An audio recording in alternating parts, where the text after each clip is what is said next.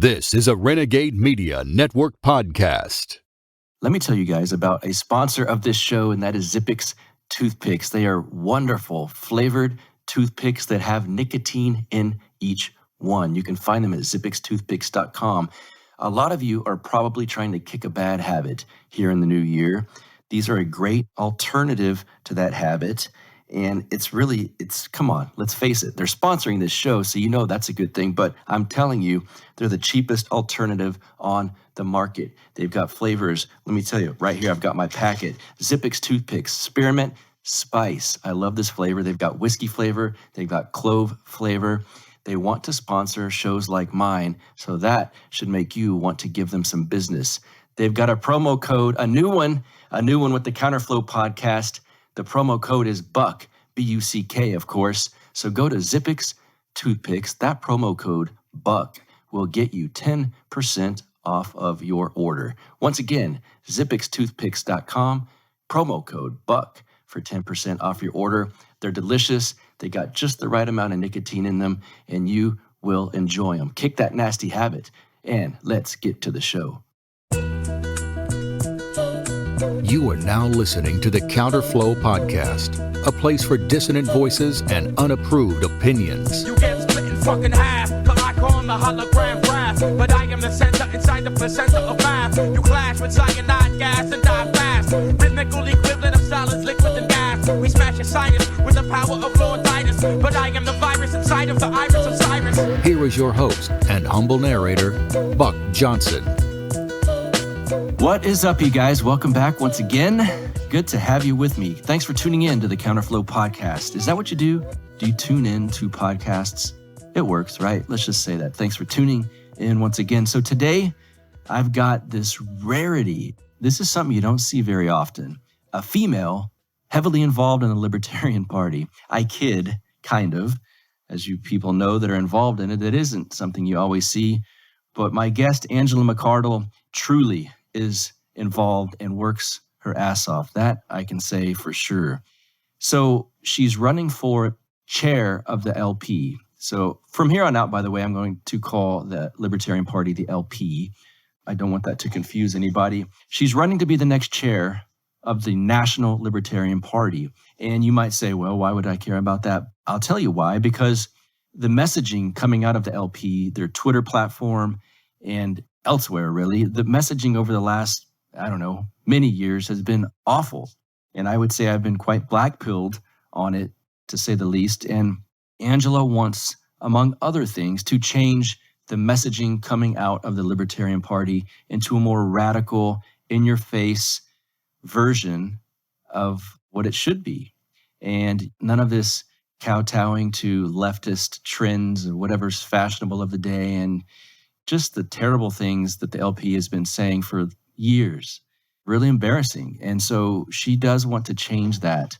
And I think that's definitely a positive move, that's for sure. And so if she does win chair of the Libertarian Party, I think you guys will see that a lot of things will change in a more positive direction than it's been for sure. She's part of the Mises Caucus, as are many of you listening, I believe. And so I will say from the outset, the people involved in the Mises Caucus are by far the best minds and the best people within the LP. And obviously that's subjective, I realize that. But in my opinion, I relate to those folks more so than anyone else within the Libertarian Party. And they work extremely hard. And so I think that's impressive. Let's talk about Angela, my guest today. Let me tell you, I'll read a little bio here on her. Angela McArdle currently serves as chair of the Libertarian Party of Los Angeles County and is a two-time candidate for California's 34th Congressional District. She's worked as a paralegal and legal aid for over 11 years. Angela currently works in litigation and also has a private practice where she provides self-help legal services to low-income clients. The bulk of Angela's practices focuses on real estate and constitutional law. I know this about her. She works her ass off and she loves heavy metal. And she's with us today. Angela McArdle, welcome to the show, ma'am. How are you? Hey, I'm doing great. Thanks for having me. Yeah, so this is the first time I've had you on here and been able to chat with you. And I had quite a few people writing me going, you've got to get her on.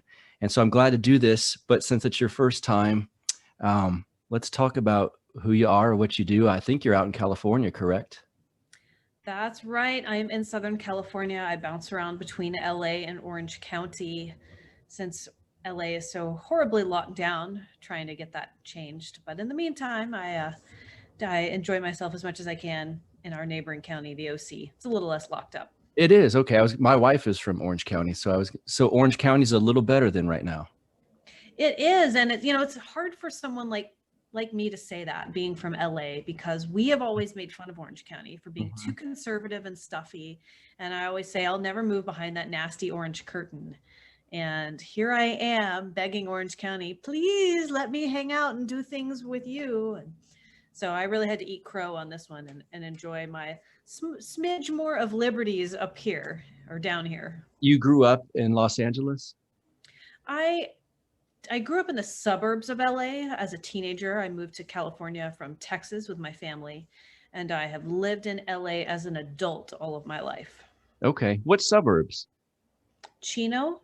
Okay. Yeah. When I was I'm born here in Texas, but I moved to North Hollywood as a young man, a young boy, and now I'm back here.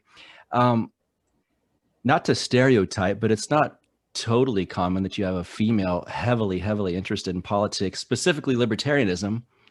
How did you get into politics? Where did that come from? This is just really weird. I was really into politics even as a little kid. I would watch Crossfire with my dad and listen to Rush Limbaugh.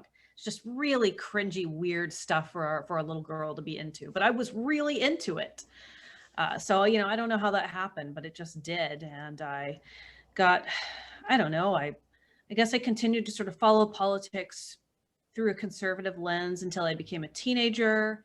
And then I got a lot more interested in anarchism and, considered myself a libertarian, but I moved a lot more in left libertarian circles as a teenager and in my early 20s, going to punk rock shows, doing Food Not Bombs, the notorious anarchist conventions of the late 90s that happened out here.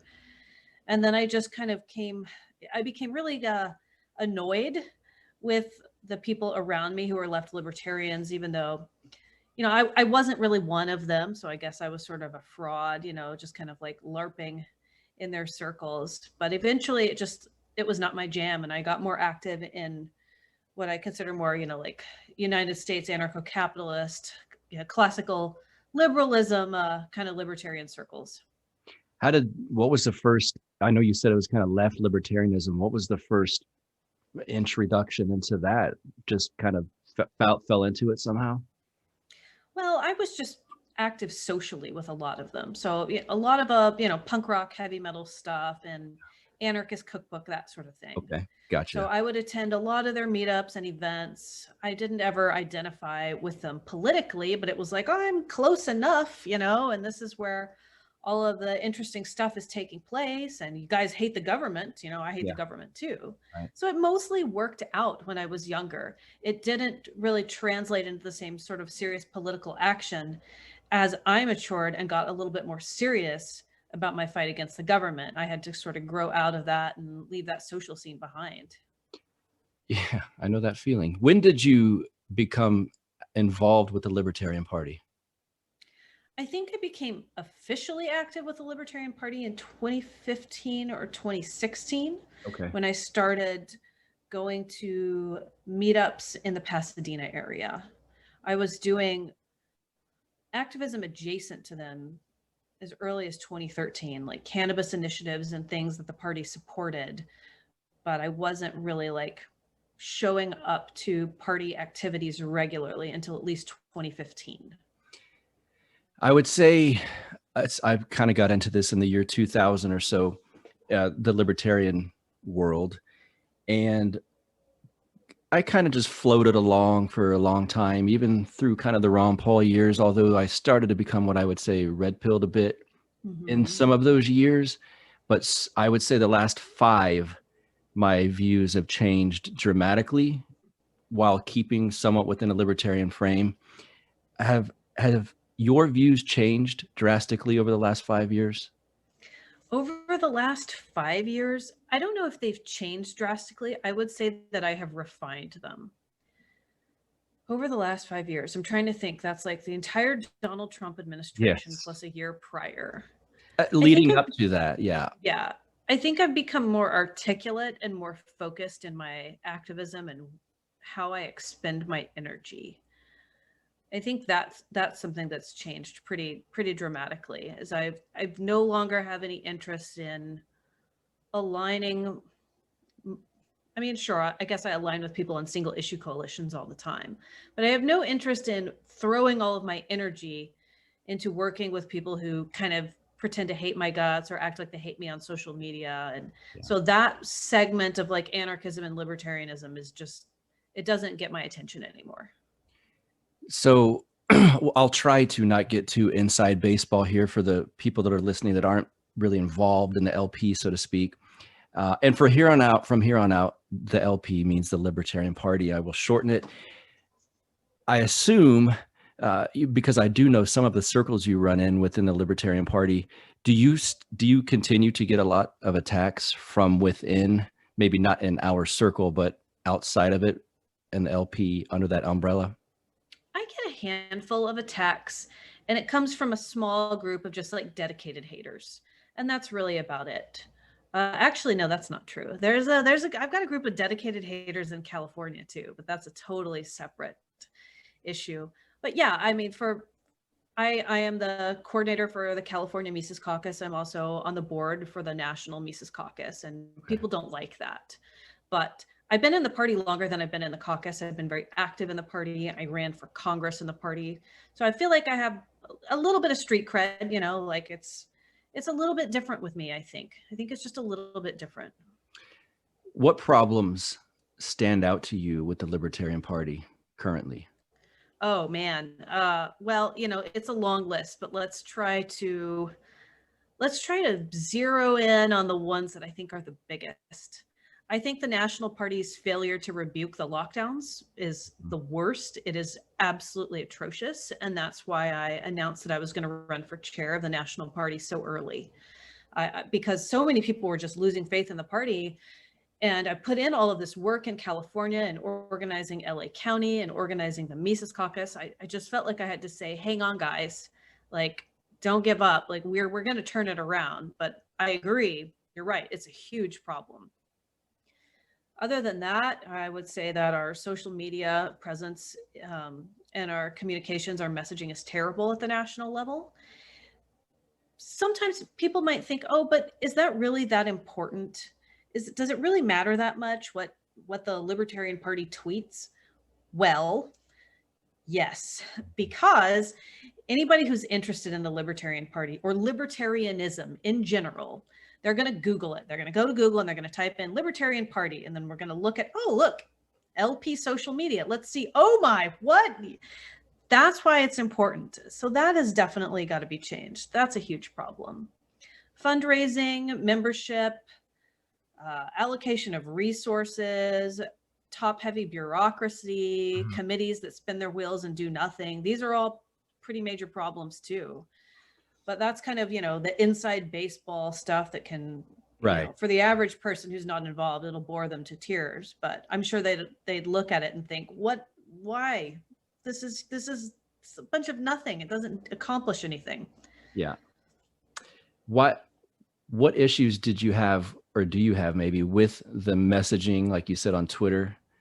And what would you change it? Which direction would you head with it? So I would make it libertarian, because I don't believe that it's very libertarian. I think what we're seeing right now at the national level is that we see the Libertarian Party chasing popular culture, and they're reflecting that instead of being counterculture or trying to create their own culture. We are basically begging people on the far left and people who are maybe, you know, center right fiscally, but left socially, begging them, please pay attention to us. Look, we're just like you. We're just like you. See, we have so much in common. That's not what we need to be projecting. We need to be saying that we're very different. We are not a blend of the two parties. We're not some milquetoast, watered down version of conservatism. We're not Republicans who smoke weed. We need to talk about liberty. And we don't at the national level, unfortunately, in social media. And that's definitely something that I would be implementing as chair. And the chair of the national party, by the way, does have quite a bit of say on who's on that social media committee, putting out all of those obnoxious, disappointing, upsetting tweets. Yeah, no doubt. Let's talk about the official coffee of the Counterflow podcast, and that is Lorenzotti Coffee. These guys are loyal supporters of this show, and I'm thankful because their coffee is in my coffee mug every morning. Once I changed the name of this show, that of course I'm bringing them over with me. They are hardcore libertarians, great supporters, and their coffee is so damn good. It's imported directly from Italy. They've got a great shop over at lorenzotti.coffee, LORENZOTTI.coffee. And on there, you can find all kinds of stuff, including this great looking coffee bean grinder that I need one of those.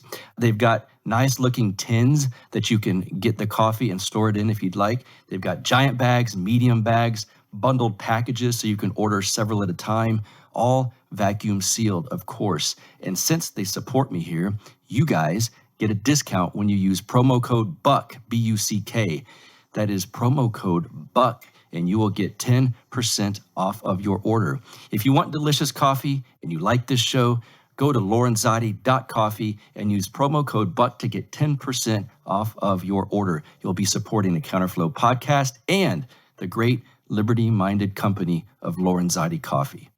And that position, I don't envy you.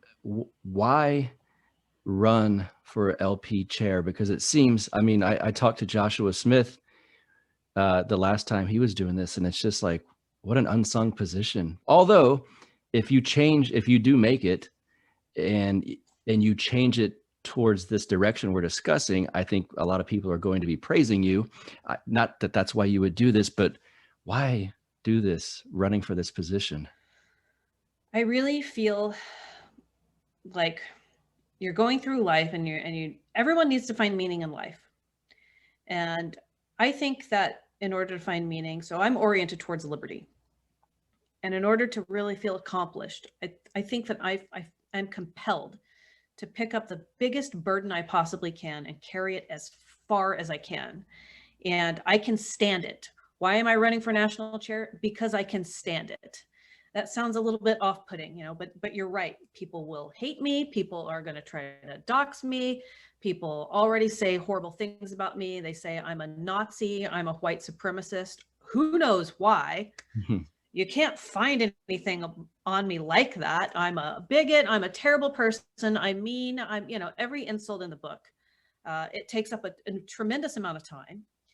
As of now, it's an unpaid position. I imagine that it will still be an unpaid position when I'm doing it. Although that, I'd like to be sort of like the bitter ex-girlfriend who goes and does all the work in the boyfriend and has the blow-up fight with him because he doesn't quite get it yet. And then they, part ways and then he gets it. That's sort of my role, I feel like, within the LP. I'd like to clean it up for the person who takes it after me. You probably know this, just being in the LP for the years that you have. There's a collection of people that are almost like, I would sometimes term it like the deep state, that we've been accustomed to, but they've been entrenched forever within the Libertarian Party.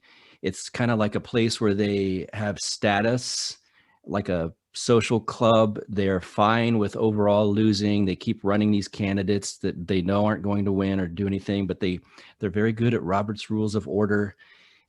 They're entrenched, and there is that class within the LP.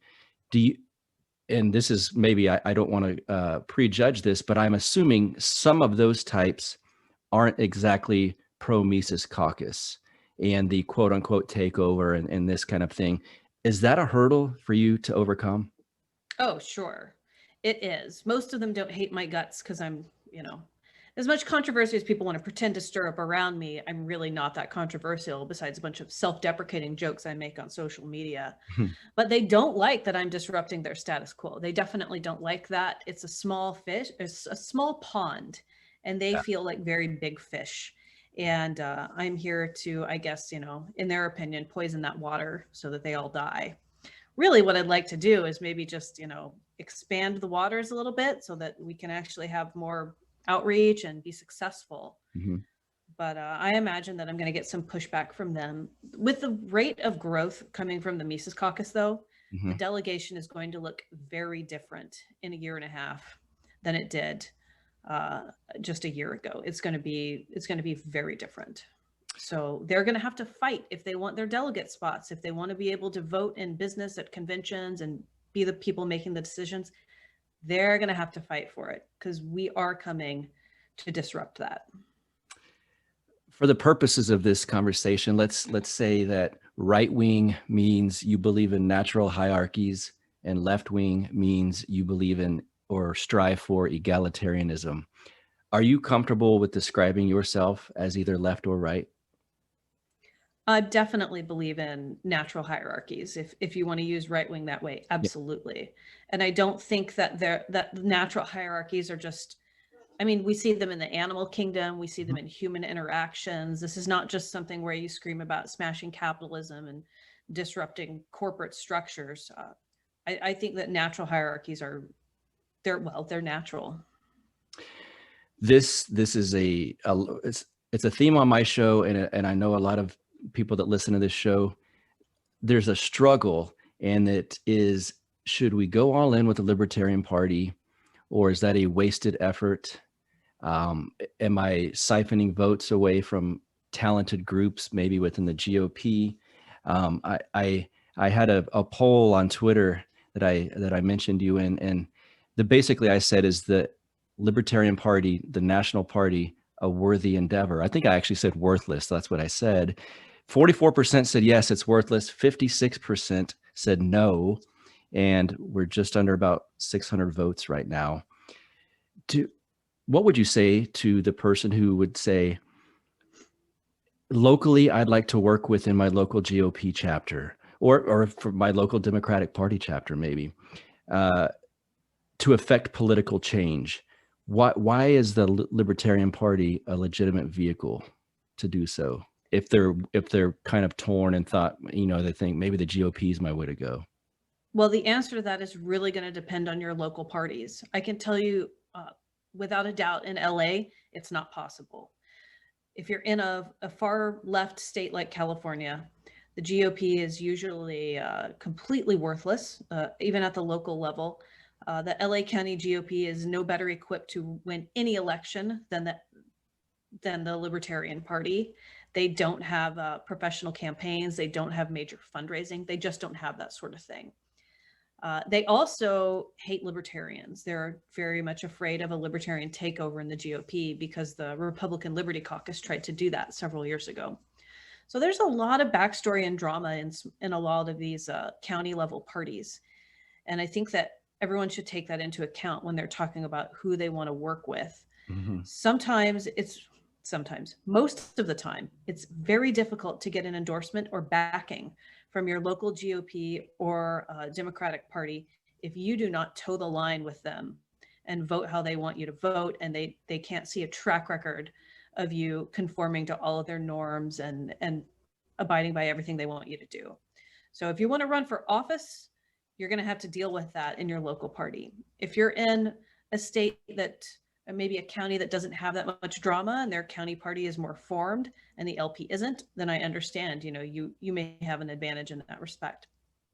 I'm definitely I'm a libertarian and I want to chair the national party. So I've got to push the Libertarian Party, but I'm also not so hubristic or kicking against the goads that I would tell someone who has a legitimate opportunity in the GOP or another party or independent or whatever to throw it away for the sake of the LP. For example, I wouldn't be encouraging people to primary Thomas Massey. Mm-hmm. I think that's stupid.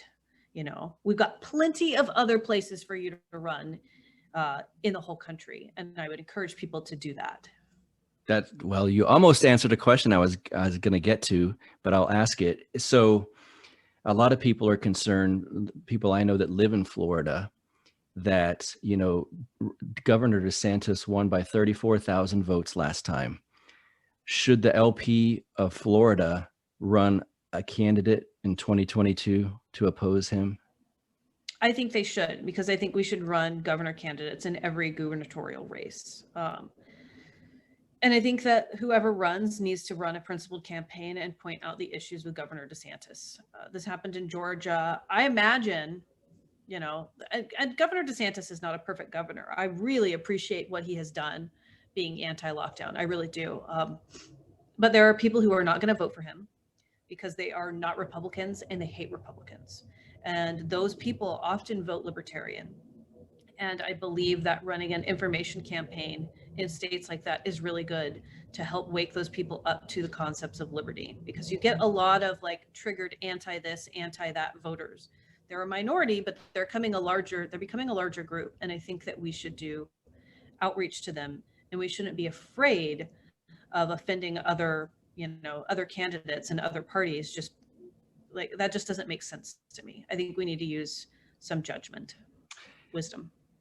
Well, if say the vote swayed, like I said, I think it was 34,000, and it went to the Democrat, and then they locked down the state because the Libertarian Party wanted to run an information campaign. That would be pretty awful, but I don't know if that's really realistic at this point. I mean, I feel like now we're sort of talking about if you were on a desert island, what would you kind of thing. I'm not sure that that is going to be a situation that Florida is in. However, if it is, I would say that Governor DeSantis needs to do a better job of reaching out to libertarians and catering to their votes. Part of running as a libertarian candidate, part of the party's function is to push the Overton window in the direction of freedom. And that means that people like Donald Trump, DeSantis, whoever, they have to cater to us and drop our name sometimes and give lip service to us. I've heard some people say, let me run this by you.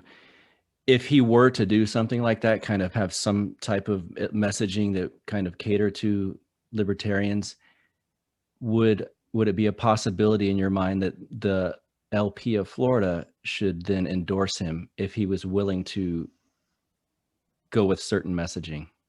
That really depends on the LP of Florida's bylaws and what they can do as an organization. Oh, okay. But what I recommend people do in the alternative, like in LA County, I can't, in the state of California, I can't endorse someone who is running in a different party, but I can give them a rating or a scale. And so that's what we intend to do in the 2022 elections, because honestly, people call you, they contact you, and they want to know, should I vote for this person who there's no libertarian? And I want to be able to say, like, hey, I have some advice for you. What should the messaging be towards the press, the managerial state, the military industrial complex? A lot of us call the cathedral overall. Do you think the LP should have a more offensive messaging towards the structures of power? I think it should be a very aggressive and offensive. It's not that we play defense, it's that we play, beg them to pay attention to us. And it is, in my opinion, very disgusting and pathetic and needy. And we shouldn't be doing that. It's like when you see nerdy guys beg hot chicks to pay attention to them. I feel like we're in the mainstream media's DMs. Hello, hi. It's the cringiest behavior. I think we need to go after them. I think we need to endlessly mock and insult and ridicule them. If we are going to get their attention, that's how it's going to be. We need to absolutely be shit talking these people, not begging for their attention. Because when do you ever get attention from someone by begging them? Like, never. When someone ignores you, do you desperately beg them to pay attention to you? No, you have to ignore them if you ever want to get their attention or respect ever again. Do you think the next presidential candidate for the LP should be focused, like you said, the LP should have been focused hardcore on the lockdowns?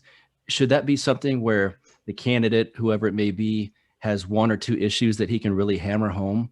Or do you think they should just present the whole platform at every, tour stop on the way?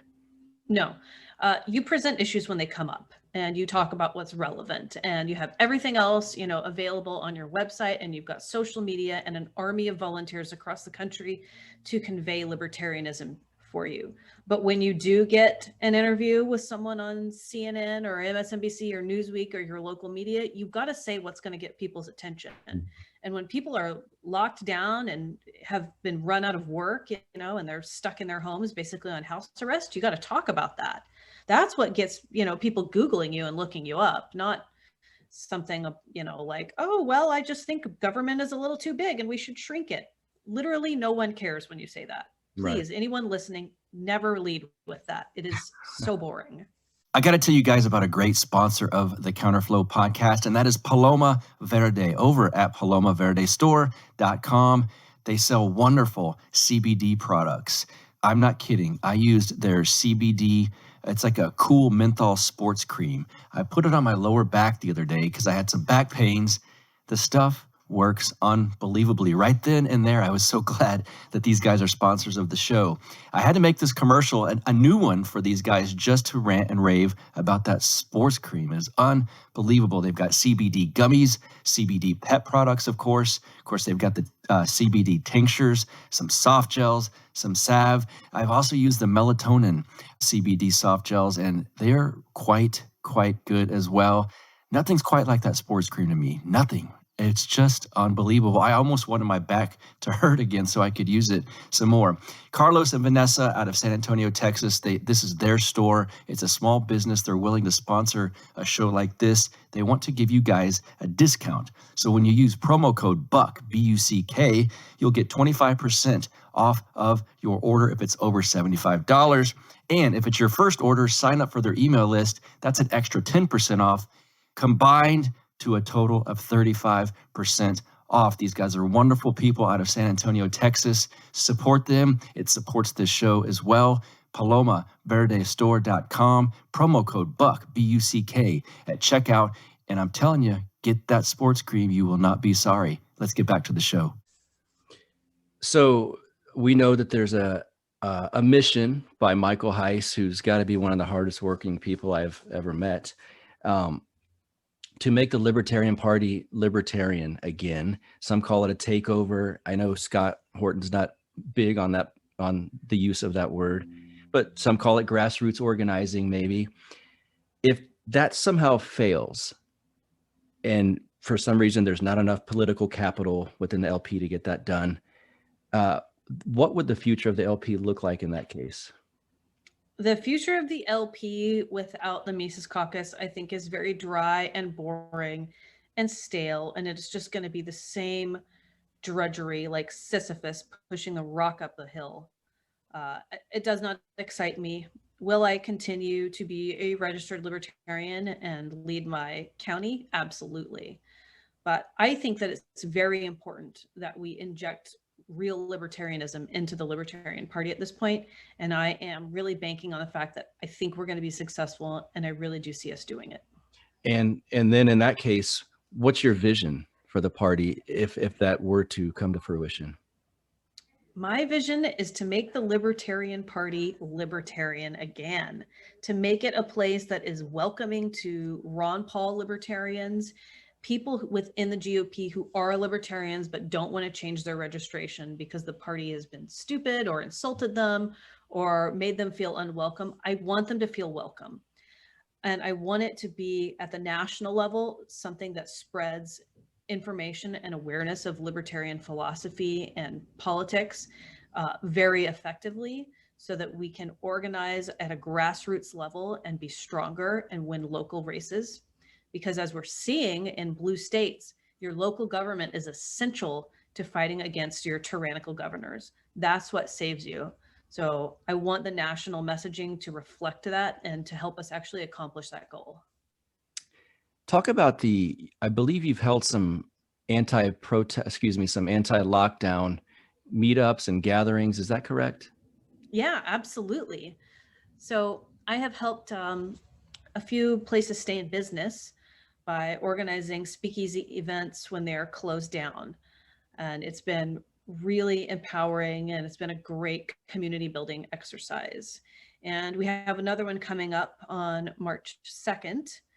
I am not supposed to say the name of the restaurant on social media, but it's in Orange County, and they've been recently shut down temporarily by alcoholic beverage control. You want to talk about who's a Nazi, it's regulatory agencies. They are like the Gestapo in California. Have you had pushback from the public? Is there fighting against this? You have to have had some support, I would imagine, but do you get people yelling at you over this kind of stuff? Oh, sure. I have people giving me death threats, telling me they hope I die. They're going to call agencies on me. They're going to do this and that, all kinds of threats. But honestly, most of these threats come from people who are afraid to leave their homes. So I don't take them seriously. Yeah, that's a good point. If what are they going to do from their couch in front of right? Netflix, I suppose they call hotlines. So I made up my own fake hotline. Is it 559? It's one. Wow, I should have thought of the name of it. It's I'm a Nazi.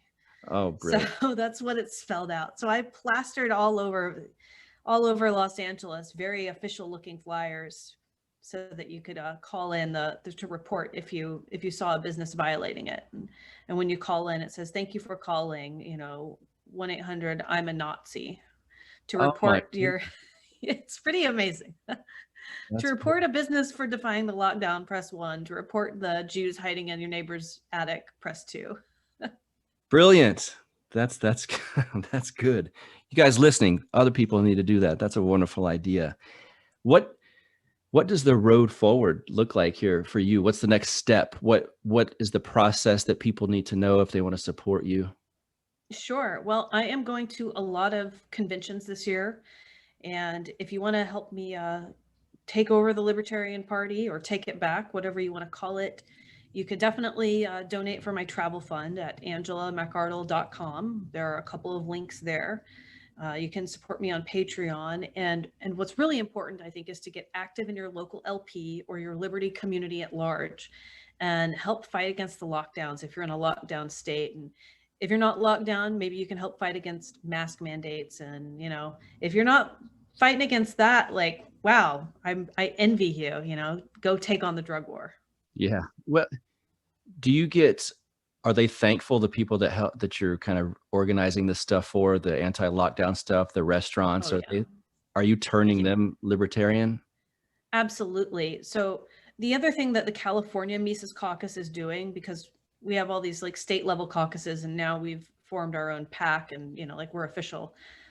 In California, we've been doing interviews with business owners and it's been absolutely transformative and they really appreciate it. So we do these short interviews and put them out on social media, and we're finding that the restaurant owners are so grateful that someone even cares, to even ask them how they're doing, that they're definitely flipping libertarian.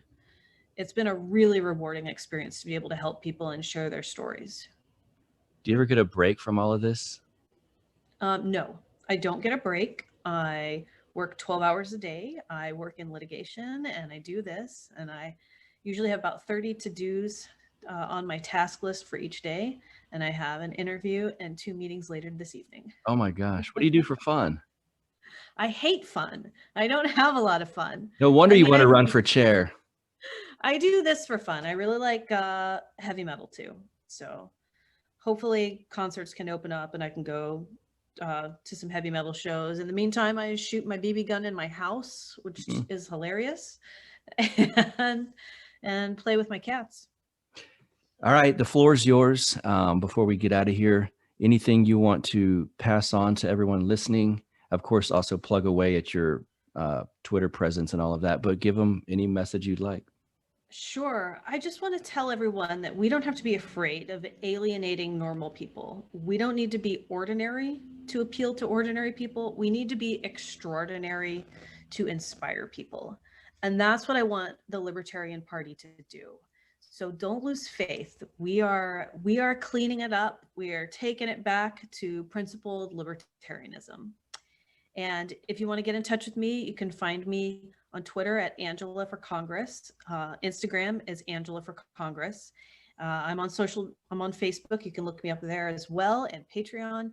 And my website is angelamcardle.com. Excellent. I will link to all of those in the show notes page for this episode. Angela McArdle, I got it right. Thank you so much for being here.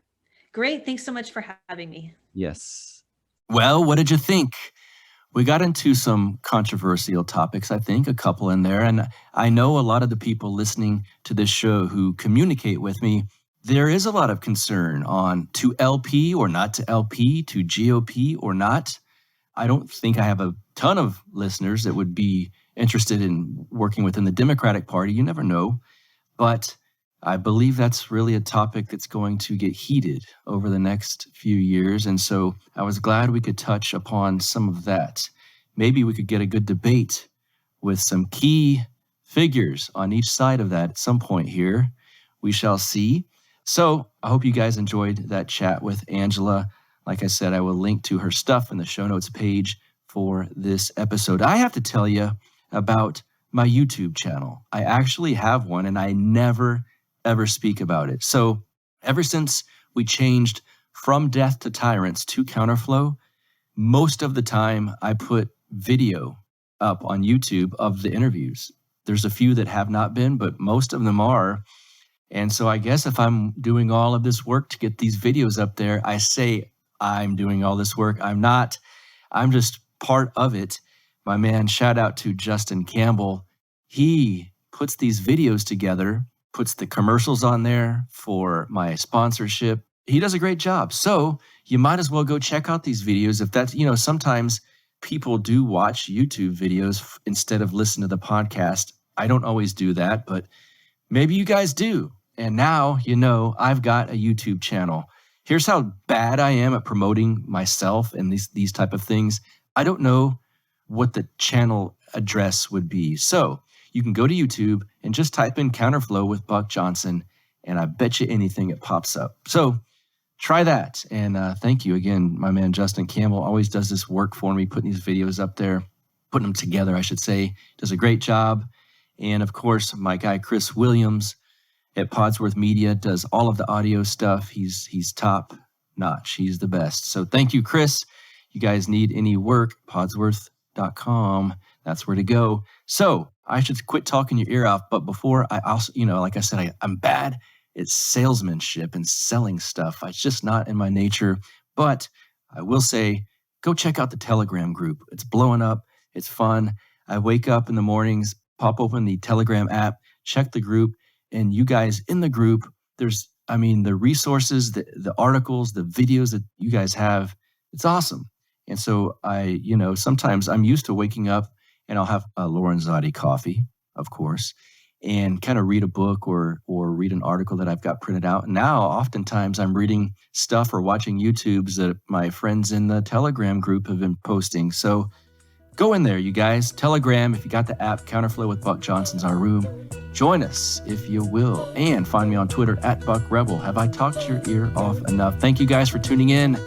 I will talk to you next week. You get split in fucking half, but I call him the hologram graph. But I am the center inside the placenta of math. You clash with cyanide gas and die fast. Rhythmical equivalent of solids, liquid and gas. We smash your sinus with the power of Lord Titus. But I am the virus inside of the iris of Cyrus. Like the sound of the Counterflow podcast? Our audio production is provided by Podsworth Media. Check them out at podsworth.com. This has been the Counterflow Podcast, a part of the Renegade Media Network.